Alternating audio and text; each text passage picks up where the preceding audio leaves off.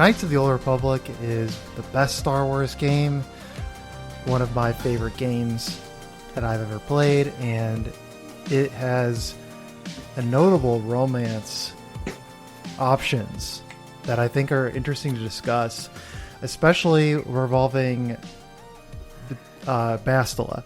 So today I wanted to talk about that romance between the main character Revan and spoilers. 20 years Revan. out of date. But I'll correct you and say, best Star Wars game's a toss-up between Jedi Academy, KOTOR 2, and Battlefront 2 from 2005. Like, it's a toss-up between these three instead. I don't disagree necessarily, but I think just in terms of impact on my life, I have to put KOTOR. Okay. And that obviously that's not arbitrary at all. Okay. I think I'm gonna kind of come out of the closet and admit I don't really like the Bastila romance. Oh, okay. Why not? This spices things up. So let's hear it. Well, it's just I find it just a cheap copy paste of the Leia Han romance in terms of the dialogue and the feel, except Han and Leia were better as a pair. But it might just be me that I preferred to play the game as female Revan because I liked Karf. Ooh. Because Karf Onazi as a character struck me as more interesting than Bastila. Although Bastila is an interesting character, but I just found it was more interesting to an extent, highlight the bond between siblings with her and Revan. But also,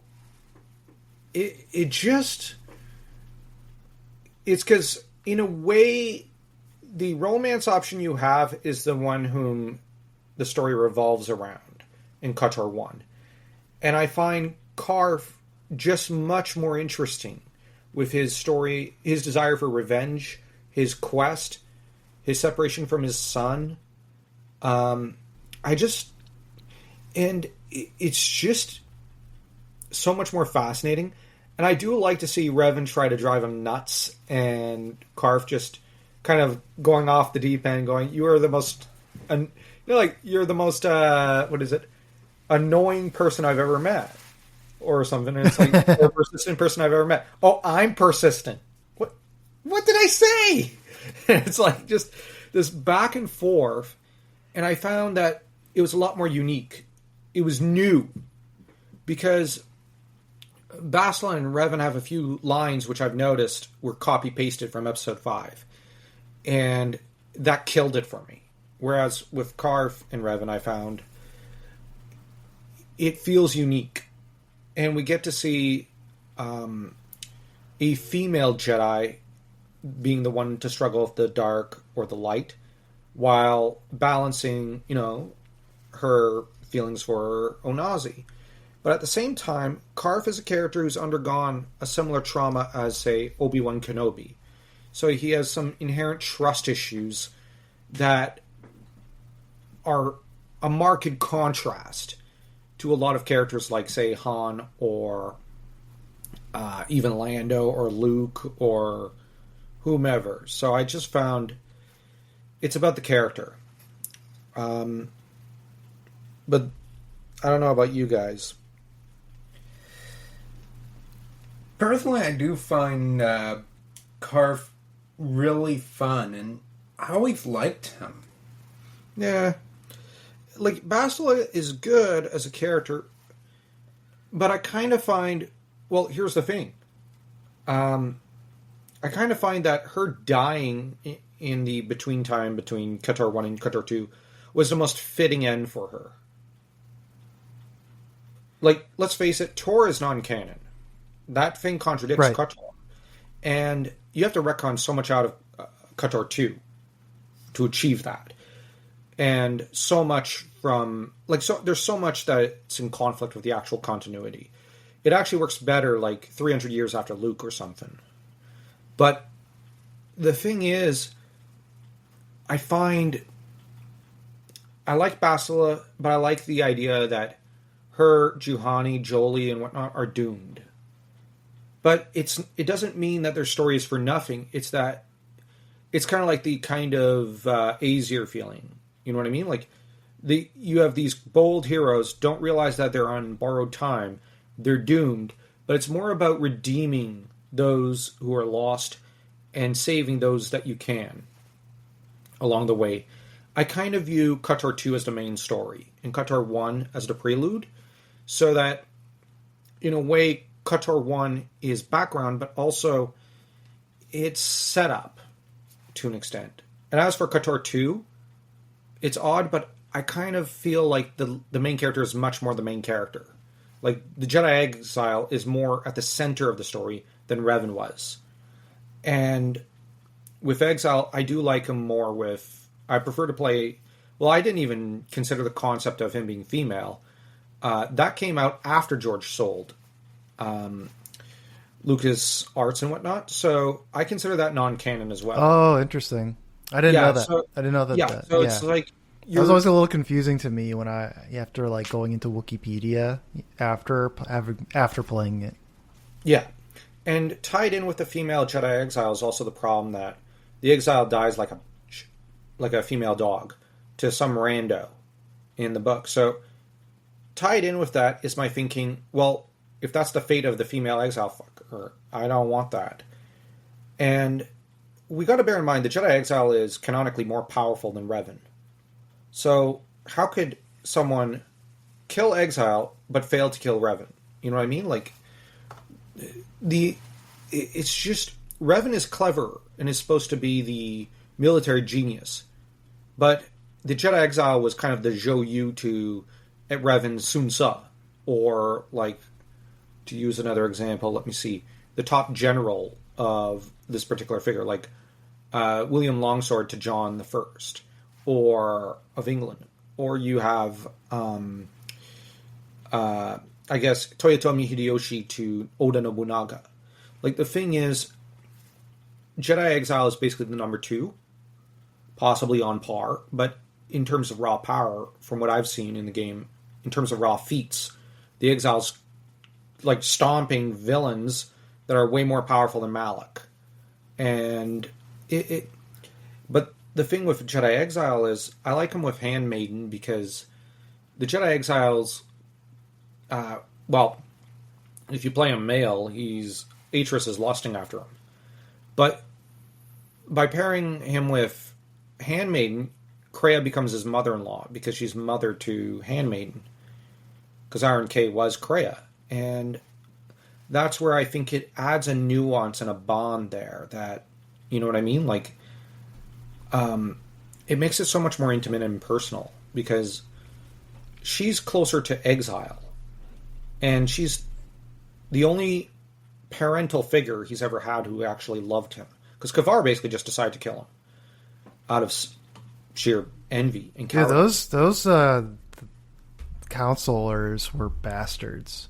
Yeah, they were. And Exile's bond with Kreia is really what I kind of look at. Like, this is the bond that this game turns on. And it's a mother-son bond, but if you throw in Brianna, it's even more complicated.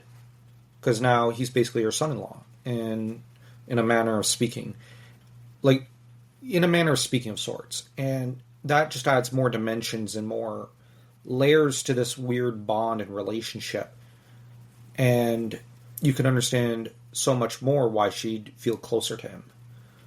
And yeah, like, but I'll be honest, like, I really like a lot of the romances, but my favorite relationship is the Kreia Exile one. Just more on the, it just seems to me like almost a reverse Shmi Anakin in a way. You know what I mean? Ooh, that's interesting. Yeah, now that you put it that way. Like, she's not like, she's got tough love in a way. Oh, yeah, but she's also gentle like Shmi deep down. Like, if you pay attention to a lot of her conversations and whatnot, she's incredibly vulnerable as an individual. Like, she's incredibly soft at her core. She just was abused her entire life, just like the Exile. And I always like the fact that the creators plan for there to be an ending where you can save her. And I kind of feel that should have been canon, because, you know, the entire game is about saving her, I find. So, yeah, and that's my thoughts on the romances of KOTOR. It is a little. It's difficult though because the execution didn't really get there with Kreia.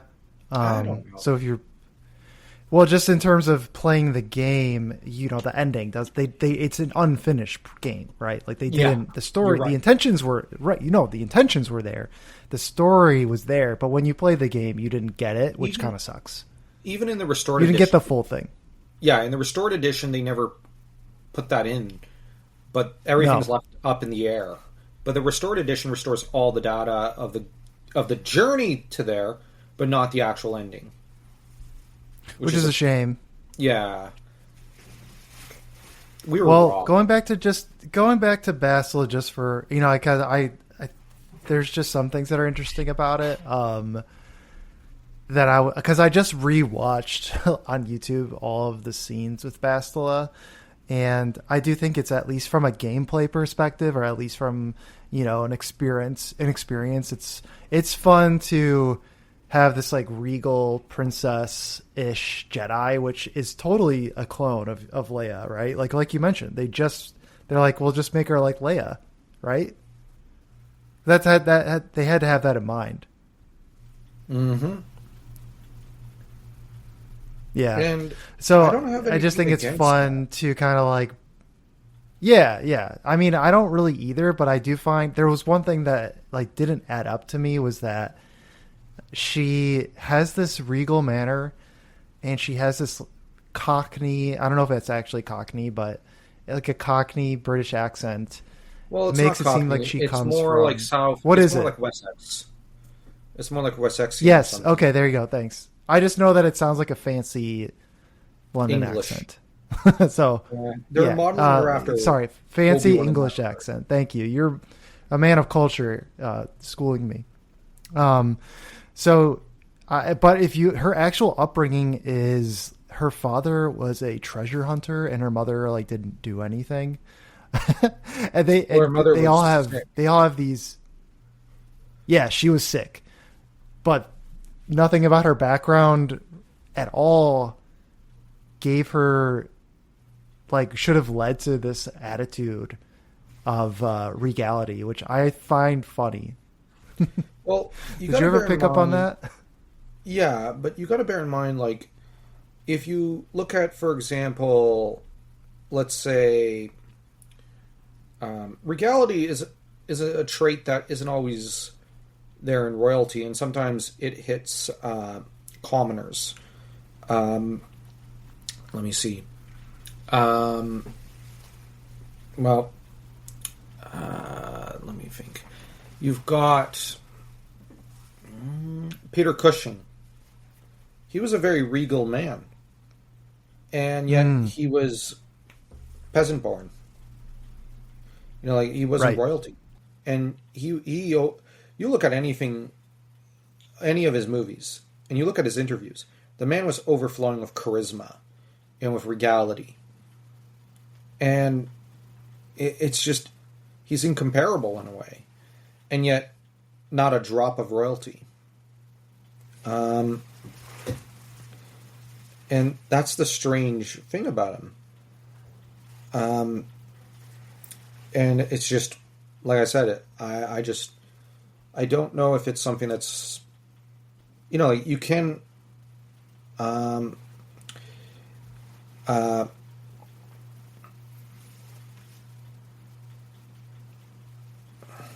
you can be born with it in a way, but you can also achieve it, and it's not always royals who have it. So I would argue Leia, remember, she's not actually of royal blood. She is peasant born, technically, and she's regal. Luke is pretty regal in some of the games. So, I think that this is something that I wouldn't exactly... I agree with your point overall. Leia, her upbringing, I know. She was biologically the daughter of a senator and former queen, right? Well, Yeah, but it's more noble stock than royal stock. Yeah, but this is actually something that Carlisle talks about, that like sometimes, the natural, like there's the royalty that was born, and there's the ones that are among the commoners, and like we have to, it's like, they're out there.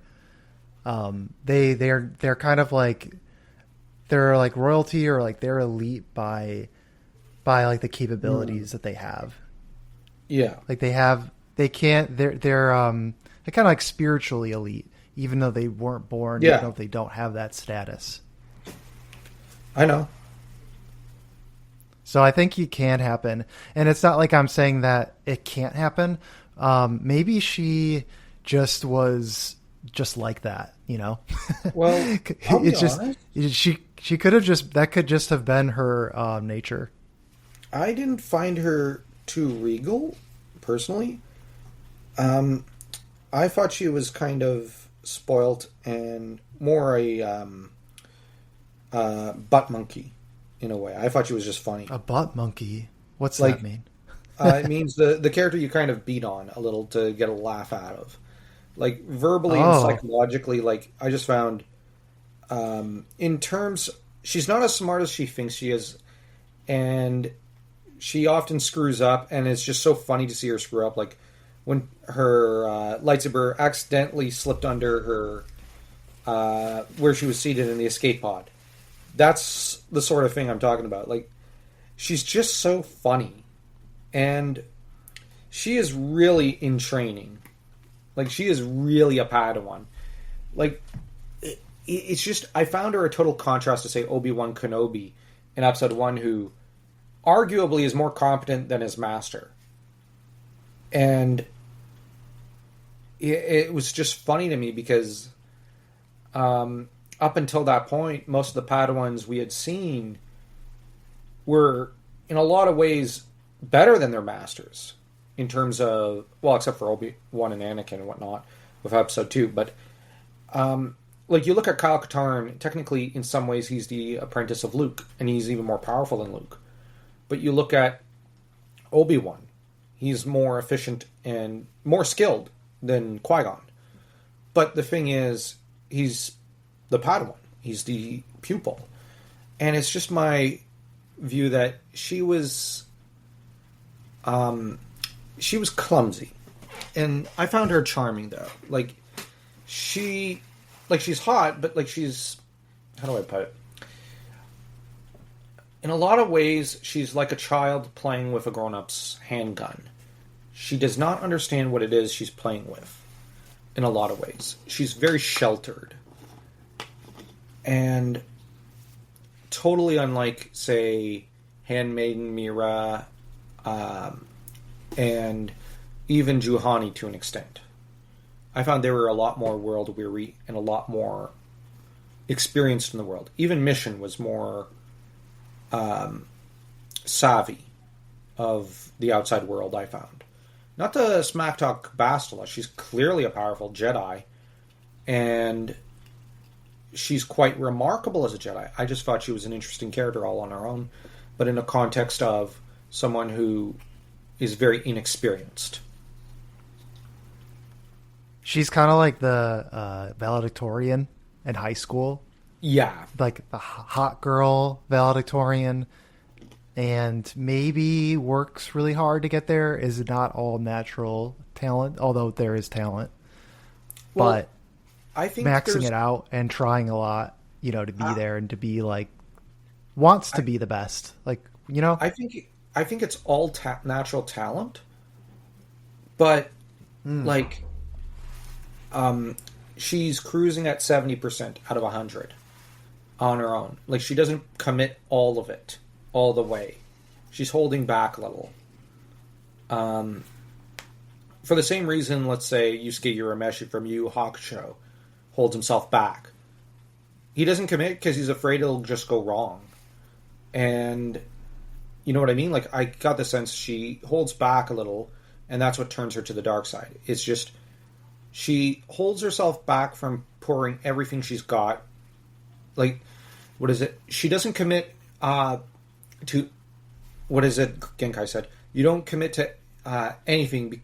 You can't commit to anything because you refuse to commit everything into it. Like, you have to throw it all into this and concentrate on what's important. And that's the problem with Bastila. She's indecisive about what's important to her. And so she holds back, and she eventually is turned to the dark side because she doesn't commit like she should to the Jedi path. And on some level, she's holding herself back from it. I don't know what you think of that analysis. Well, another thing is that it sort of unprompted, maybe because of the Force bond and because she really is in love with Revan at this point. She If you just go says, male I'm not route. like... Yes, let's talk about the male route then. She's like... Or, the Force bond. It doesn't matter at this point. It's the Force bond, if anything. Well, I would argue that her indecision regarding the relationship and reluctance and Revan's insistence is just, to me, it seems like this is a relationship that's going to fail. It just strikes me like Revan's way more into her than she is into him. On some level. Well, it's also about passion, and that doesn't necessarily make for a good relationship. It's a type of relationship that it doesn't necessarily lead to like long-term success when it's born out of like circumstance and passion, and attraction and proximity, being around each other all the time. I mean, that's just like a recipe for people having sex. Yeah.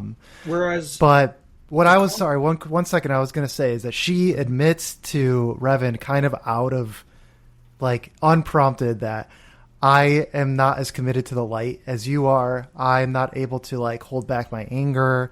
I question the masters. Like, I just wish that I could be like you. And it's like, whoa, where did that come from? I think it's that Revan is someone who commits everything he or she has to it. And throws 120% into everything. And I see. So it's like, so she's just kind of unsure and directionless. Yeah. But the thing is, I think that... Not confident? To an extent, but hesitant, I think. And I think with female Revan, she commits everything, she throws everything into the ring as well. But it's an interesting thing that I found that the other problem was that Revan, as a male, looks to Bastila for guidance.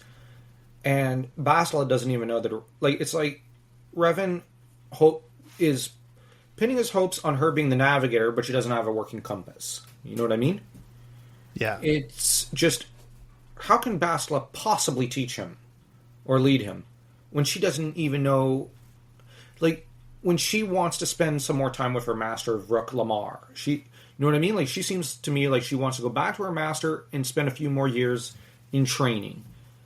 And yeah, she's eager to prove herself, but she's being thrown out of the nest too soon. I'm not actually complaining about her. I'm actually praising the character in a way because she recognizes it on some level, I think. But on the other hand, she's hesitant. Whereas with Revan and Karf, Revan is looking to Karf for guidance. But Karf is much more of a leader. He's decisive. He's a guy. He knows what he wants, and he throws himself into it for the most part. But he's a military man, through and through. So that's where I view the relationships as very different in a lot of ways. Because with Revan and Bastila, it's very much a lot more physical, it seems to me. Whereas with Revan and Bastila, Karf, I'm confusing myself. Revan and Karf, it's just, what is the relationship built on? Well, first it's on survival, off Terrace. Then it's built on they actually seem to have a falling out during Dantooine. You have a lot of clashes between the two. But from that broken trust comes a stronger trust because they do need to actually start listening to each other more. And what does Revan do for Karf? Helps him, get over his trust issues. helps him rebuild his relationship with his son, helps him claim justice for the man who killed his wife. Like, it just seems to me more of a emotional bond. He has so much going on up in his head that it's female Revan that brings him back down and says, you don't have to always be stuck in your head thinking all of this. At the same time, I think he grounds her in a way. Yeah. Because, like, if you pay attention to the conversations, she's much more the romantic than him. And he's very much the practical, like, down-to-earth guy. But he's stuck in his head in a lot of ways. With Bastila is very much romantic, but very hesitant. She's been wounded very deeply in her own way, but she's also valedictorian. Like, it's very complicated. And I think,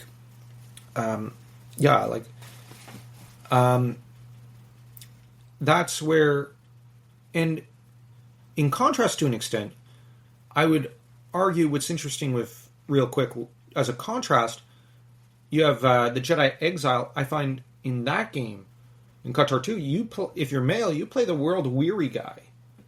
And there's that connection to an extent with Karf, I find. So I really liked Karf. And I also think there's an edge of Canderous in the Jedi Exile. So that a relationship, like he's a good man, but he's not safe because of that. And so there's a very interesting bond if you go for Handmaiden there, because, because she's a lot more sheltered, but she's also ambitious. Like, the difference between Bastila and Handmaiden is entirely hungry for knowledge, to know more about her mother, to know more. Bastila strikes me as a little nervous about, like, she wants to be a Jedi Knight, but she's nervous. She's hesitant. So, she lacks confidence, like you pointed out, Chris. I don't know what you think of this overall analysis of all these characters and relationships. I think it's great. I think I might have to replay as female Revan to get this better sense of Karth, because when I was a kid, I think I had a different idea of masculinity, and I just would look at Karth as, like, kind of complaining a lot. He does complain a lot. He does complain a lot. Maybe that's just what he does. But he also, you are spot on, and the fact that he have like a good side. He just has like a very versatile personality, I would say. Mm. Like, he knows what he wants. He knows, like, how he wants to get it, but he does have very, like, he has standards. He has really principled person. I like that about him. He has honor. So I think I would get mad as the main character being like, "Oh, Karth, like, why do you want to talk again? The game has barely even started. We're still on Terrace. Like, why are you still mad? What are you upset about now, Karth?" But at the same time, he's trying to wrap his head around who Revan is. There's a mystery there, and he's investigating. Revan's trying to wrap his head around who Revan is too. Yeah. But the thing with Karth is, I find his sense of humor charming, because he's got Anakin's sarcasm mixed with some of Obi-Wan's, but he's got the whininess of Obi-Wan. You got to bear in mind, no one whines and complains and fusses like Obi-Wan Kenobi. So Karth is very much a toned-down version. They really toned that down compared to Obi-Wan. Because I read all the Obi-Wan Kenobi novels as a kid before I got to KOTOR, so I thought Karth was actually... I was like, oh, good, someone who's not whiny. He's not Obi-Wan. And that was my perspective, because I read all these books, and I was like, geez, I love Obi-Wan, but man, is he fussy. I hope this game doesn't have anyone... He's like, but Master, shouldn't we inform the council?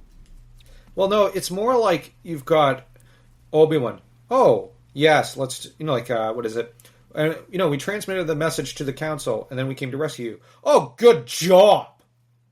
Wow, dude, like, maybe, have you punched any kittens lately? Like, you're just trying to please you, and you're just always on his case. Like, episode 2 is just him always being on his case. And in some of the Jedi Apprentice books, Obi-Wan's on Qui-Gon's case as well. And in Jedi Quest, he's on Anakin's case. Like, the guy just never shuts up. He never stops whining and He's complaining. a whining nag. Yeah, he is. But it's part of his charm. You know, a cool thing about Karth too is that if you do choose the dark side in KOTOR 1, he sort of commands the battle against Revan, right? Correct me if I'm wrong. Well, there's a secret ending they only put into the PC version. They eventually uploaded back in, where he shows up on the Starforge to try to turn you back to the light. And if you do things right, he persuades you, you kill Bastila, and then you die in his arms. If you're female dark side Revan. But if you're male... Dude, there's like side, stuff I don't know about this game still. yeah, but if you are female and you choose light side, it's entirely because of him. From what it seems in the dialogue. Because Revan was just unable to let Karf go. So she clung to the light because Karf. And if you go male, I have no idea why Revan keeps to the light side. Principles? I don't know. He wants that #1 trophy. I don't know. Like in general? Like why would he not go to the dark side? Yeah, it's like, it's just it's just a lot of, I don't know. So in your view, the more natural like conclusion would be for him to turn to the dark side in KOTOR 1? I don't know. Maybe. Okay. But it's just, I really do like a lot of the dialogue with male Revan. Don't get me wrong. But there's also some disjointed bits. And it's just in my brain, the Karf romance explains a lot. And it seamlessly binds the story together. Kind of like the Force. It wraps it up in a neat little bow. You know what I mean? Yes. You're basically saying that, like, it's all tied together. The romance, the light and the dark side, like, the stars align. Yeah, Dustil. But there's also, no matter what, if you rescue Bastila, you know, like, if you redeem Yuthura Ban on Korriban first, that is a prelude to the rescuing Bastila thing. But here's the thing. We know from KOTOR 2 that these characters, like Yuthura, for example, is probably doomed. Maybe not. Actually, I think she's got a higher chance of survival than Bastila on some level. But that's only because I think she's more likely to sink into the shadows and try to lead an ordinary life for a little bit before coming back to the Force. But Bastila, like, I don't know. I just thought she was really interesting single for some reason. I don't know why. I'm normally the one who's like, oh yeah, let's just ship everyone with someone. But with Bastila, for some reason, I was like, I like the bond with her mother. I don't know. I just found that on some level, even at 15, I looked at Bastila and I thought she was like a child. And it was like, you're still mentally a child. How could I romance you? I guess, you know what I mean? That's funny. Yeah. I think I think it's just like, I was a little bit, you know, this was like my first time really playing an RPG. And like, you know, I think for me, it seemed like she was very adult. But it's obvious in hindsight that she's not. It's obvious. She definitely is not. She's like a little kid. She's like a kid in a lot of ways. And she's a good person. I think that male Revan and her, there is something that works, but there's also some... Is she ready for a relationship? That's my question. Like, she just resolved her issues with her mother, and her mother's still sick. Like, you know what I mean? Like, I know people might argue, well, Karf's not ready. And that's a fair point.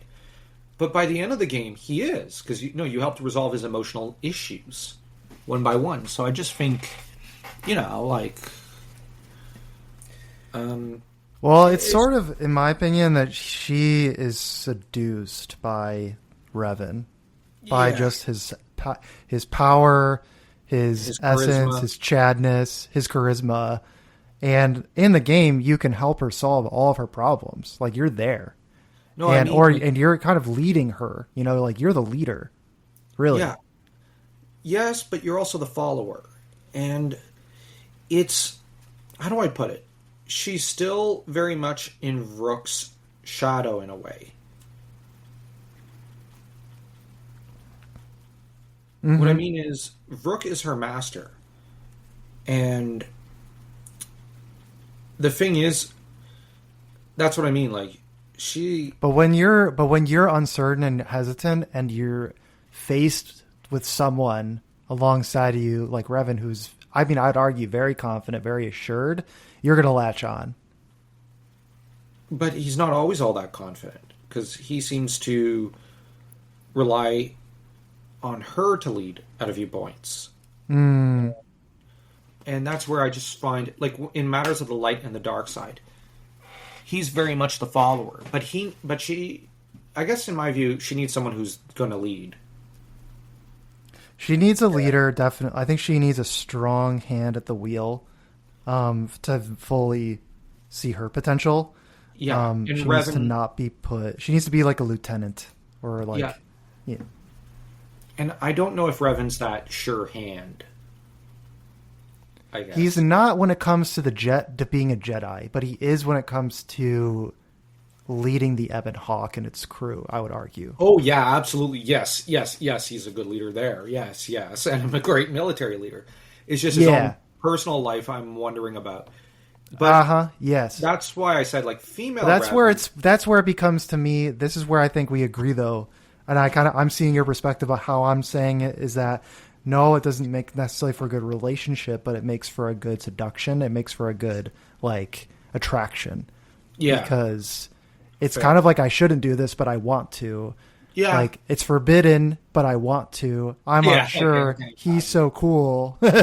Like, he's like I've never been. And also, like, everyone is, everyone finds him persuasive. Everyone is like a follower of, like, everyone that he comes in contact with is like, wow, he's clearly a leader. Yeah, the only one we know is probably more persuasive or charismatic, I should say, in some ways, is the Jedi Exile. Yes, and that's the essence of the Exile. Is they've made that very straightforward. Which maybe I would actually like to hear your opinion on this, because I felt that it was like a little bit too video gamey. Like, the video game, BioWare, and like the style of the video game is about persuading and like helping people, your followers, reach their true potential, and you kind of have to like be persuasive. And then the game is like, and it just is like, you are just like the most persuasive and like the most charismatic person, and like everyone kind of like binds themselves to you, like that's who you are. Do you mean Qatar 1 or 2? 2. So I'm talking about the Exile. Like, I think the council like admits that like everyone that comes in contact with you like finds you irresistible. Yeah, I actually didn't find that like not always sexually. I found it more just the way the Force worked around him. But you got to bear in mind, he's a hunger in the Force. He's an emptiness. So he's actually, the stronger he gets, the more he's like tearing apart the Force around him. But he's also drawing people in a way. He's a terrifying force of nature. He's a cipher in the Force. And yet he's so charming, charismatic as an individual. But it's that, on the other hand, he's a good person. The problem is, no one knows what to do with him. And he's strong, like he's powerful. So, in a way that no one else can ever be. In a way, in that era. So it's something which would draw people in.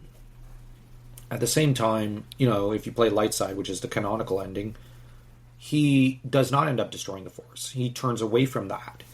And the thing is, he seeks to heal people's wounds.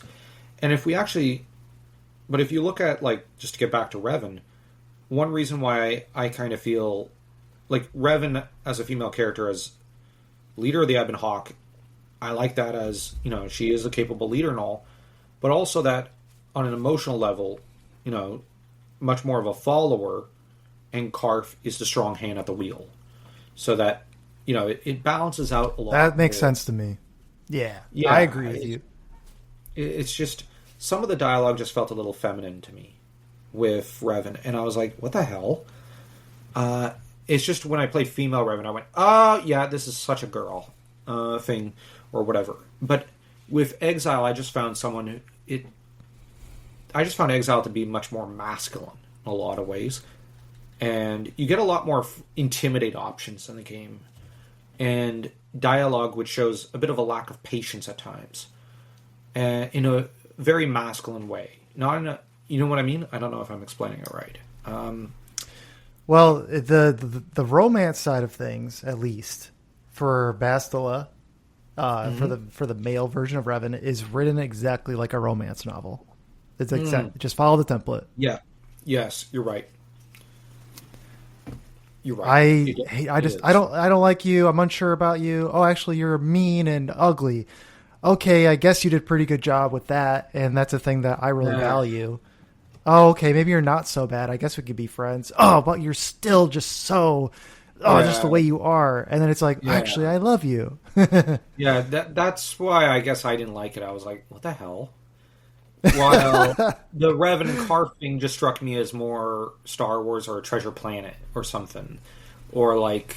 Titan A, you know what I mean? Like this steady progression where I could see every step of the journey. And I'm like... Oh, yeah, okay. I follow. Whereas the other one... okay. The thing with Bastila is she's just hot. That's what it is. She's just hot. And Revan is hot. So it's just interesting. Hot people, Jedis, forbidden love. That's really all there is. That's kind of all there is. But the best character in KOTOR 1 is Jolie with that romance. But with Karth... Jolie Bindo. Yeah, dude. Jolie Bindo's awesome. Sorry, he's my favorite. He's not interested in romance whatsoever. No. He's just there to make fun of you and he's going senile as well, so that's funny. But yeah, you were going to say about Karth? He's like, young man, you've got a lot to learn. Yeah. Well, yeah, so we basically like if we break it down just like very simply, it's like, okay, if you do the Bastila route romance, that's like just a romance novel, and if you've read in a romance novel, that that's what's going to happen there. But with Karth, I feel like there's a little bit more that's ingrained into the story and like makes more sense as a romance. I think it's because the Karth romance feels to me like a Star Wars. I don't know if you agree with that. Yeah, I do. It feels like a Star Wars movie to me. Mm-hmm. Whereas the Bastila one feels like a romance novel. And it's something I thought, like, I'll actually admit I like some of these ideas and things better in KOTOR 1 to an extent, though I think BioWare's top game was probably Dragon Age or Dragon Age 2 or something, because I really like 2 better than 1, but I think Dragon Age 2 was made by a different studio. But Dragon Age 1 is like one of their number 1 games. No, wait, Dragon Age 2 was made by BioWare. I just remembered. Yeah, it was. But like, I think that BioWare did a great job with KOTOR. But this is the thing that just has me like, holy crap, these people were talented. This was them just like their first story, you know what I mean? Like, this was them just trying it out for the first time. And like, this is their noob level. And yet their noob level is so freaking good. You know what I mean? Like, it's like, even the Bastila Revan romance is quite good. I will admit, I'm not bashing it. It's just I have my preference. But like, they did such a fantastic job, and yet Dragon Age is so much better. And I just find it's like, man, these people were talented. Where did the brain drain happen? Like, well, I know when it happened. It happened after Dragon Age 2, but like, man, like, if only we got more games out of these people that were good. I mean, well, Drew Karpyshyn is pretty good. He's done a lot of work. I don't know if you've read a lot of his stuff. I got no idea who he is. He's just like I think he might be one of the main KOTOR writers, which is the success of that and the stories around it. I think he gets a lot. I would probably have to give him a lot of the credit. Yeah, yeah. David Gator, he wrote HK-47 and Carth Onasi as well as the Sith Code. Wow. That's pretty sick, because I also love HK-47. That's the best. Well, that's the best written droid. I like Atos. Absolutely. But I think Jolie's also one of the most tragic.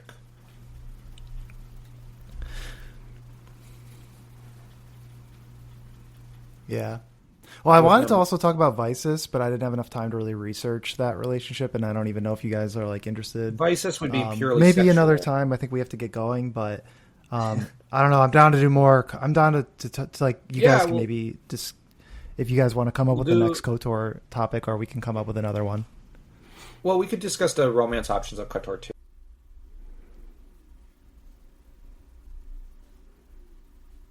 Oh no, we lost him.